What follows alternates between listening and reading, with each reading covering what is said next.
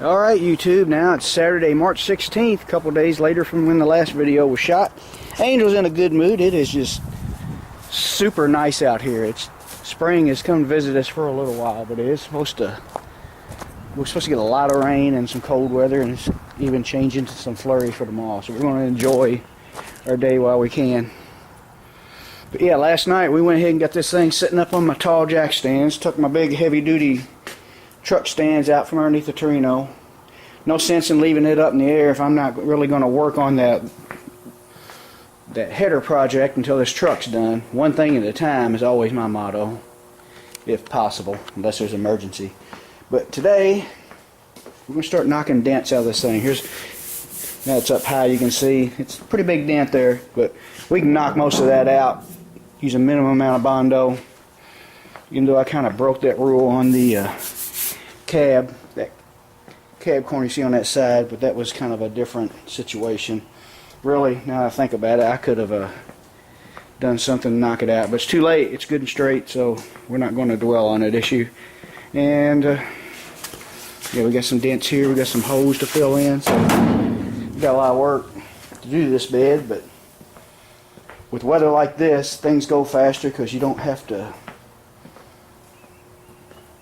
do certain things because of the bad weather. You got the garage door open, you can move stuff out of your way easier, all that stuff. Alright, let's see. I got a couple more braces to remove. I got it here last night. Like I said, after I got it on the stands, I got rid of removed these plastic covers here and got some braces off of it. A lot of them old boats were really rusty and broke off. Sometimes when your boats are really tight and rusty, you're better off when they break than to have to force them all the way off.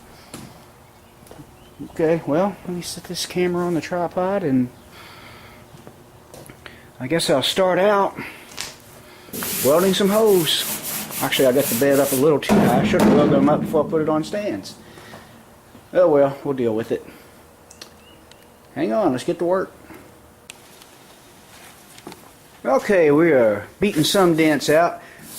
I've got this side here done. Now this side was identical to this side. As you can see, there was a hole where a screw had been put in there and tightened up, and it pulled that up. This is all bent up. I'm going to show you what I did to get that out of there. I got most of it out. It's not absolutely perfect, but I think it's still a little high here. I need to take me a piece of wood and hit on that. But I'll show you what I did. Alright, hopefully I got everything that I need to do this with, so I'm not wasting video time running back and forth looking for stuff. Let's see. See, one thing I'm missing is that metal strap I had.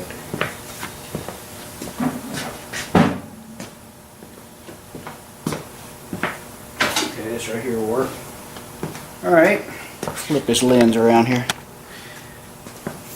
First thing I did to get this out, this under here, and I clamped it.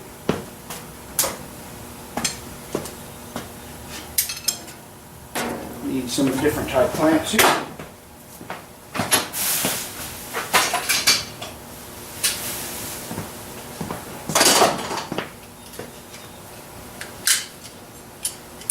Just clamp this under the hole. You probably already seen what I'm going to do. What I'm doing is, and I'm clamping that strip of metal under there for some reinforcement, so that when I beat this hole down, I don't know if you'll be able to see through the clamps or not, but anyway, I'm doing this so that when I beat on the high spot, I'm not bending the whole panel down. That piece of metal I just clamped in there will kind of reinforce it, and what we do is, of course, I should have like a dolly or a piece of metal. I don't have any dollies. I'm wanting to get some. And I have a little piece of metal around here somewhere. Like that. And much better than that high spot. This here isn't bent as bad as the other was. was, so I'm just going to kind of shape it in. This isn't going to show anyway. We'll get it looking a little better before I paint it. It's not going to show. So, and I got some old pair of flanging tools here. Just use that to straighten up any little bends.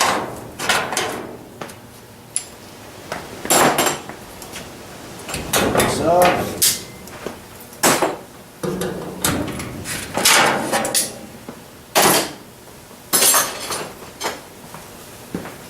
And I think I mentioned earlier using a paint stick.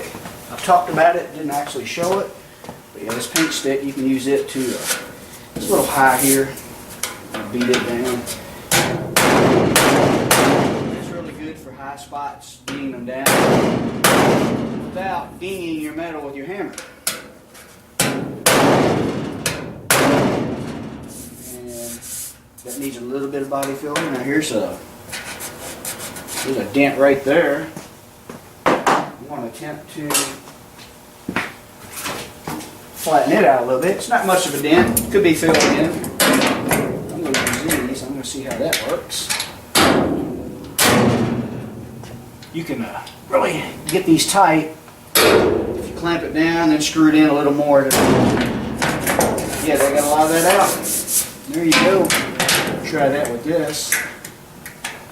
You could also probably get more leverage with a C-clamp if you can get one to fit in there and put a big cheater bar on the handle. I mean, a cheater bar, meaning like a piece of pipe, so you got more leverage on your handle. That's another way. You get a clamp, get a tight clamp. There's another little dent right here, so you can get that out of there. Yeah, that works pretty good there. Let's get a lot of it out. Of course, the dent's that small, you know. You want to use as little body filler as possible. The dent's that small. You know, when you got a huge dent, you're happy to get them down to what these little things are. Then you got minimum amount of body filler. There we go. That's about as good as I'm going to get it. I need to grind that out. Grind that.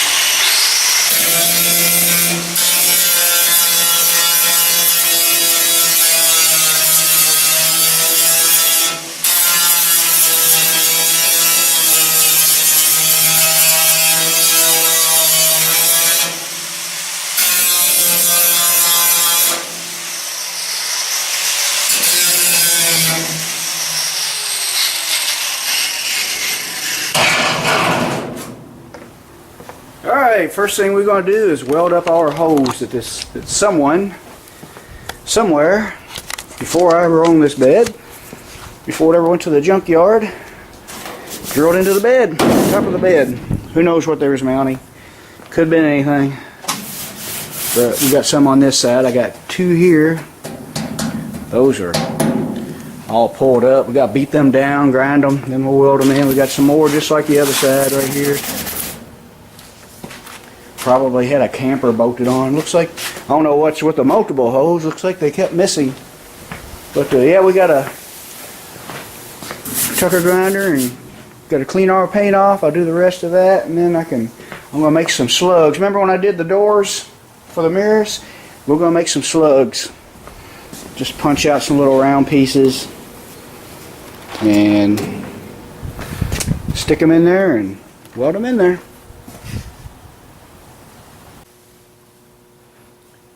Okay, for those of you that missed that video I did when I filled in the hose on the doors, make sure this camera's pointing where I want it. I just show you a quick little portion of this video. In a quick little portion of this video, I'm going to show you how I do my hose. I counted 16 hoses that are about 3/8 in diameter. Got me a shim puncher that I used to use as a tool and die maker. All it is 2 plates of steel. This surface here on the second plate is got a sharp edge. You slide your metal in between this slot, stick your punch in there. It's got a little bit of an angle on it, and you just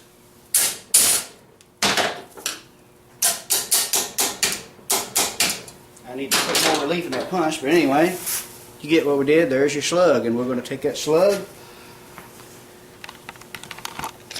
I'm going to stick it in the hole. Right now it's kind of a tight fit. Should be a tight fit.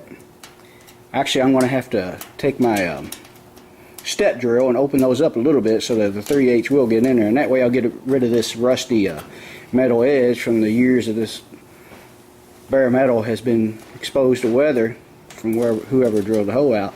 But yeah, we'll just kind of ream that out with a step drill, and this should fit in there good and snug. Might have to tap it in, and then you'll have a good close gap to weld up instead of trying to fill in that big hole. Little bitty holes like these little screw holes, I can just fill in with that MIG. That'll be fine. But when you got holes this big, I also have a smaller punch for these holes. That's like a 1/4 inch, I think.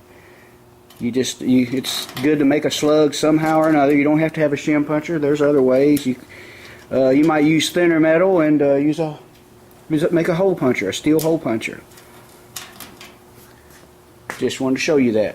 I've got 15 more of these to punch out. Hang on.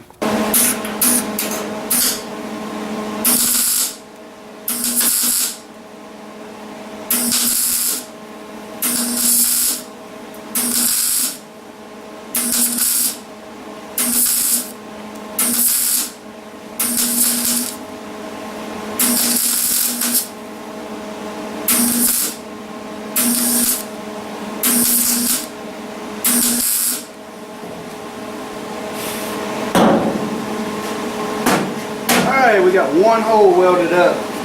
What I'm going to do is I'm going to show you how those slugs fit in one of these holes, show you how to put it in there, and just do one of them on video, and I'll do the rest of them off video, of course. You don't want to watch me repeat myself 16 times over. Hopefully this will work out just as well as my practice piece just did. Alright, I got a slug way over here. A little slug that we pierced out there. We're going to lay them right there for now. Take my drill, which is right here, step drill. In case you've never seen one of them, I recommend getting them. They're very handy for thin metal. I'm going to go ahead and, since I punched out a 3/8 slug with a 3/8 punch on my shim puncher, these holes are a little bit under 3/8, so I'm going to go ahead and clean that hole out. Not only does it make my slug fit better, but it also gets rid of any surface rust on that edge after it's been drilled out. I mentioned that earlier. Now, here's what I'm going to do. I'm going to take this, put the bottom flange of this welding clamp under my hole, and I'm going to clamp it in there. And last time I did it, it kind of popped it right in there. It's a little bit of a tight fit, which is kind of a good thing. That's what you want. And it kind of popped it in there. Still a little high. The slug, really, I probably should have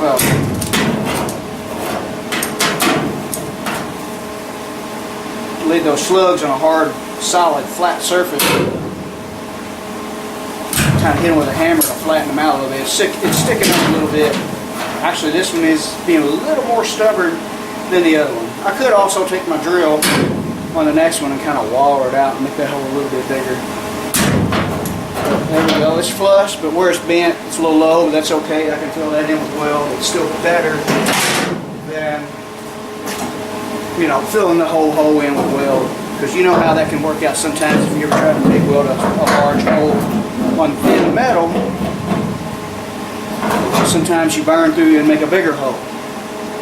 And that's what we want to kind of eliminate. Do one more weld. I'll give you a close-up of what it looks like. Welder's doing quite a bit better. This metal's a little dirty, but the welder's doing a lot better than it did. I'm getting flatter welds without a bunch of high buildup. Since I replaced that torch, I don't know if I mentioned that in an earlier video or not.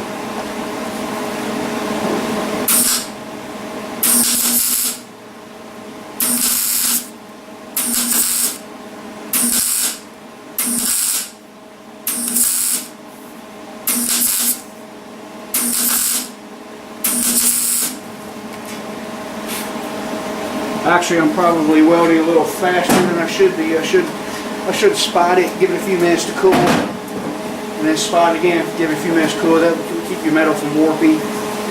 But for this, just a small area, it's not a big of a deal. And this The tops of these bed rails are going to need a lot of straightening and body work anyway. They've taken some abuse. Anyway, I'll give you a good close-up of what that looks like. And that's not bad. All we're going to do is grind that down flat. And our holes are filled. And that's what I think is the right way to fill in a hole instead of just putting Bondo in it. You smear Bondo in that hole, the walls are rusty. Even if you did drill it out and smeared Bondo into a clean hole, clean, freshly drilled hole, Bondo kind of holds moisture under it. So you know, it tends to bubble out when you do that. So plus this is double layered, and anytime there's double layered, usually in between the layers there's no paint. Factory didn't paint between each layer before they spot welded double panels together, and you get rust in there. But this is the best way that I can come up with to fix holes like this. Anyway, I got 16 of those to fix, 4 of these to fix, a bunch of these little guys to fix, and I guess we'll start knocking out some dents next. Hang on for more. Alright, we're a little farther along. We got all our holes welded up on the top here. I haven't ground them down yet. I started grinding some in the bed. Actually, I don't think I mentioned it earlier, but this bed inside was full of holes. I had, I think it was a total of almost 20 of them, 15 to 20 or something like that. And I made slugs for each one, just like I showed you on the bed rails. And we had to make a patch panel right here. Haven't ground that down yet. I figured I'd add a little bit to this video and show you how I go about grinding my welds down. There is a hole right there that I have not ground down yet. And there's what they look like when you're done. Not bad for no body filler. If I keep this up, I might have to start doing this for a living. It'd be nice to work for myself, I tell you. Anyway, let me mount up this camera and I'll just show you how I go about grinding my welds down, getting it as close as I possibly can before I use any body filler to use a minimum amount.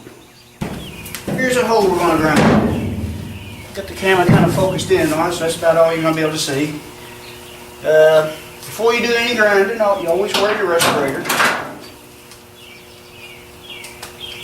It's always good to, especially if you're indoors, which I'm in the garage with the doors open. It's starting to get chilly out here now. Had a beautiful warm day, and that's about to end. It's supposed to be cold tomorrow. And safety glasses, wear them. And before I put my respirator on, I want to tell you a few things how I go about doing it. I got 2 grinders. This old Black & Decker and my not so old DeWalt. And you don't have to have 2 grinders, but it makes it easier. See, I always like to use one of these hard grinding wheels to rough it down, and I finish up with this flat disc right here. And it works out pretty good for me, and I always like to have 2 grinders, one with each wheel already plugged in. It just saves you some time swapping wheels and stuff like that. Alright, let's just rough this down first.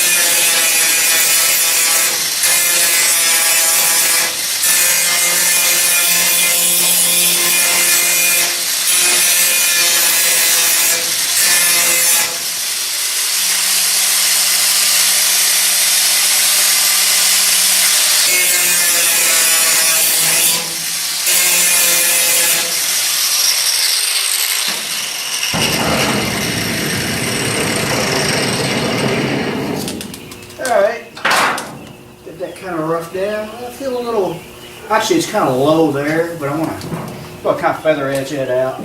See, we'll have to make that perfect with body filler, and I'm probably going to go to more trouble than I should to make this bed look better than it has to. It's going to be covered with the Power 15 bed liner coating. I bought the Power Liner kit. It's like 179 bucks. Power 15 makes really great stuff from what I've seen so far. Figured I'd try their bed liner. And I guess it's UV resistant. Usually their chassis paint is not UV resistant, but I'm guessing bed liner should be. So we'll see how that works out. But like I was trying to say, I'll probably end up making this bed look better, spending more time on this bed than I should be on the inside. But that's just the way I do it. I like it. I want this truck to look new.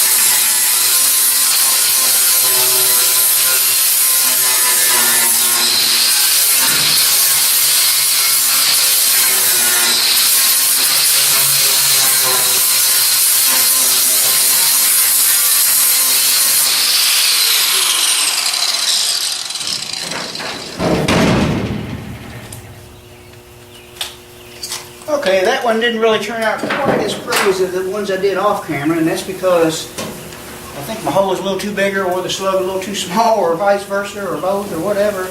But it sunk in there a little bit, so I've got a pit I've got to fill in there, which what I'll do is I can grind that out with body filler. I'll grind that out with a grinding wheel, and I'll make it perfect with body filler. And Angel wants to jump up in here. Come on. Up. There you go. Here she goes. You can see her feet. Let me focus the camera out here and you can get a shot of her. Oops. There we go. Yeah, she jumps pretty high. Anyway, I'm going to get back to work grinding the rest of these welds down. And this surface rust. Oh!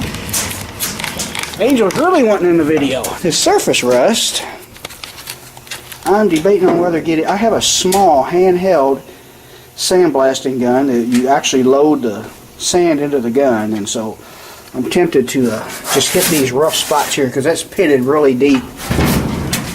But it's not like the entire thing needs to be done, so I may do that. I may hit just that, or I may just try to grind it out.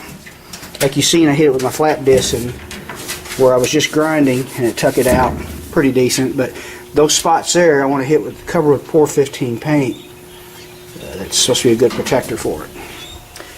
All right, time to get back to work. Just want to show you that little bit of tip there.